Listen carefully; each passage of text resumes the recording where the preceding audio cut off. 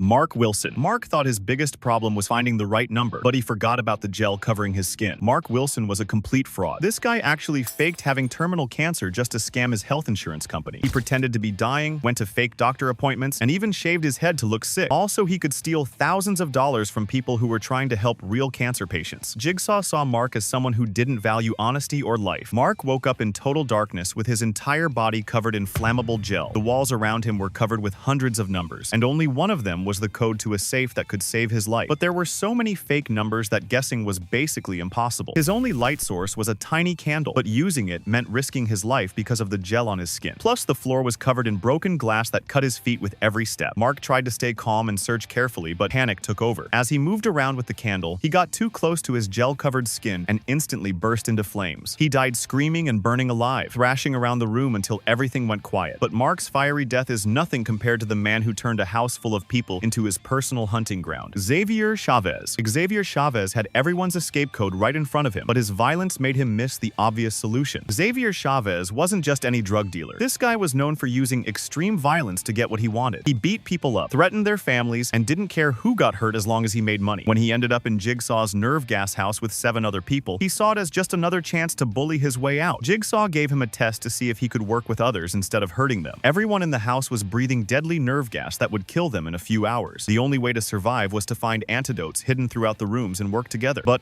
Xavier immediately started threatening and hitting people. When he discovered that numbers on everyone's necks were part of the escape code, instead of asking nicely, he began murdering people just to read their numbers. He killed multiple innocent people, including a young woman named Laura. In the final room, Xavier cornered Daniel Matthews and was ready to kill him too. But Daniel fought back and slashed Xavier's throat with a hacksaw. Xavier bled out on the floor, choking on his own blood and the consequences of his violence. But Xavier's throat slash looks quick and painless compared to what happened to this corrupt cop who couldn't handle 60 seconds of pain. Michael Marks. Michael Marks had a scalpel, a mirror, and 60 seconds. But one thing stopped him from saving his life. Michael Marks was supposed to be helping the police, but he was actually making everything worse. As a police informant, he was working with a corrupt detective to frame innocent people for crimes they didn't commit. Michael would lie in court and help send good people to prison just so the real criminals could go free. He was destroying lives and didn't care, as long as he got paid. Michael woke up strapped to a chair with a metal contraption locked around his neck and jaw called the Venus flytrap. A timer showed 60 seconds, and Jigsaw's voice explained the rules. If Michael wanted to live, he had to cut out his own eye with a scalpel because the key was hidden behind his eyeball. Carefully. The hint is this.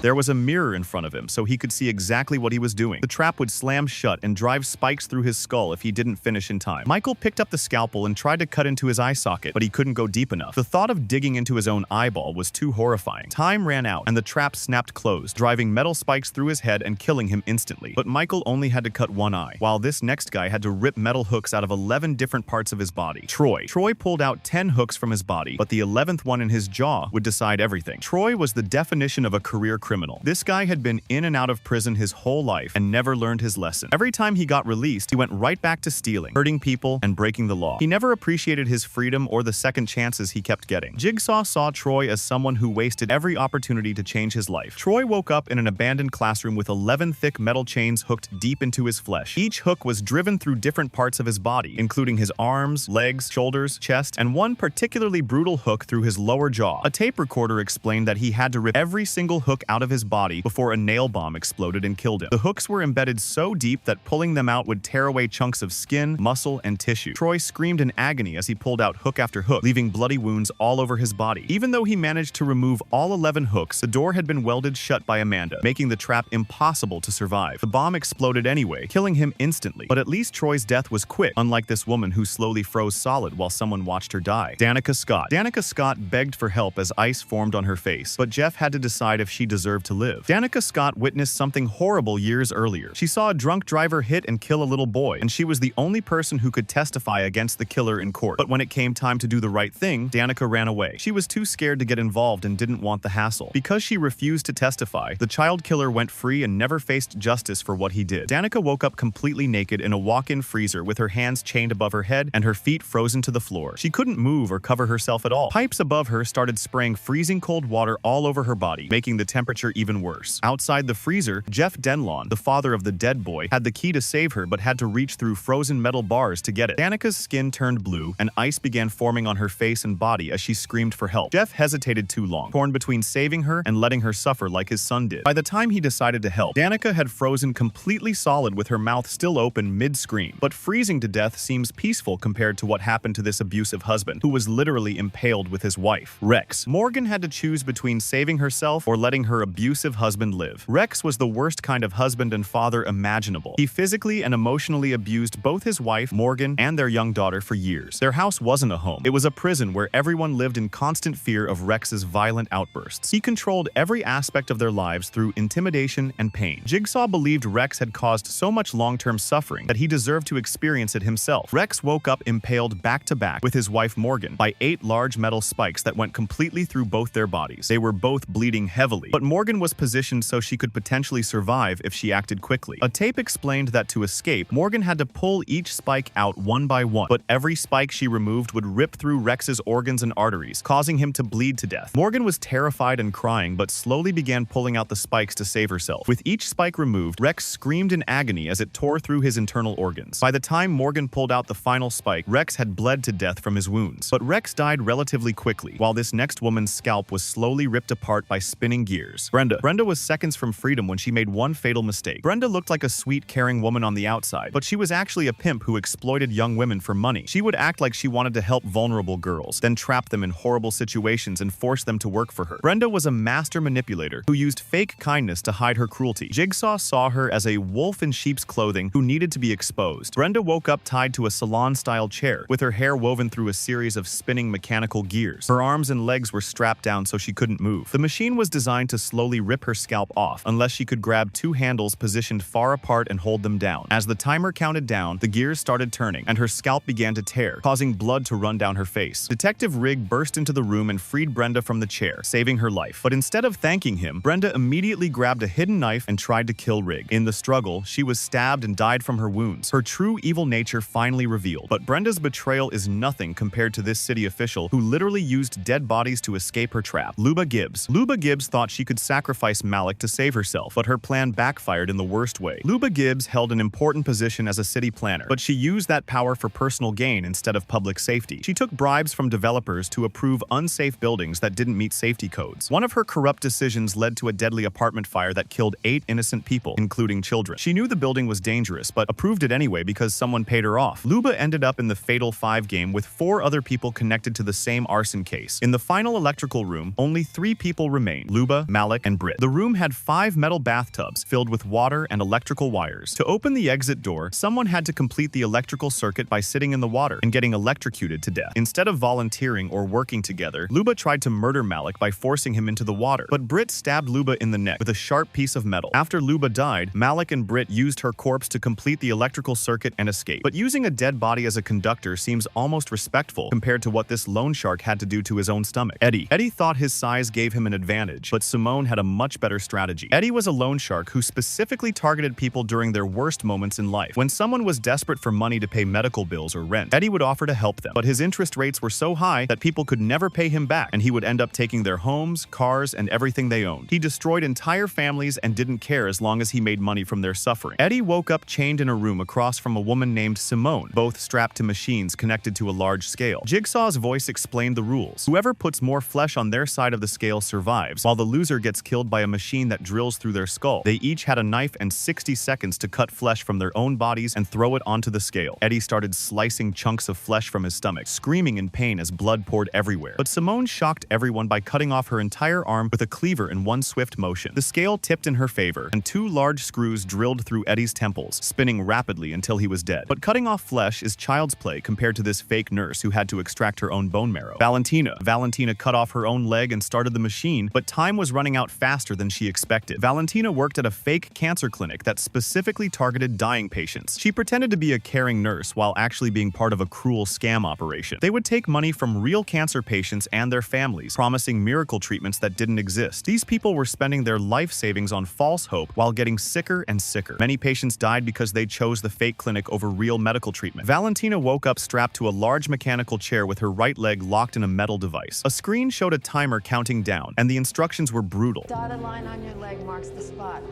She had to cut off her own leg with a bone saw, then use a machine to extract enough bone marrow to fill a tank before time ran out. She had medical tools, including a saw, clamps to stop bleeding, and a device to operate the marrow extraction pump. Valentina screamed as she cut through her leg with the bone saw, then shoved the exposed bone into the extraction machine. The marrow pumped slowly into the tank, but not fast enough. A wire descended from above and wrapped around her neck, slicing through it like a blade and decapitating her before she could finish. But at least Valentina's death was somewhat quick, unlike this baby killer who made one wrong move and paid the ultimate price. Anna thought she found the perfect weapon to kill Ryan, but Jigsaw had one final trick. Anna appeared to be a sweet, innocent woman, but she was hiding the darkest secret imaginable. Years earlier, she had murdered her own baby by smothering the child to death. Then, she lied to everyone and blamed her husband for the killing. Her husband was so devastated by the false accusation that he killed himself out of guilt and grief. Anna let everyone believe she was the victim, while she was actually a child killer and manipulator. In the barn game, Anna was trapped with several other people who had to work together to survive. In the final room, she and a man named Ryan found a loaded shotgun hanging from the ceiling on a string. A tape played the message, "One shell, one shot can save 2 lives." But instead of thinking about what this meant, Anna immediately decided to kill Ryan and escape alone. He wants me to kill you.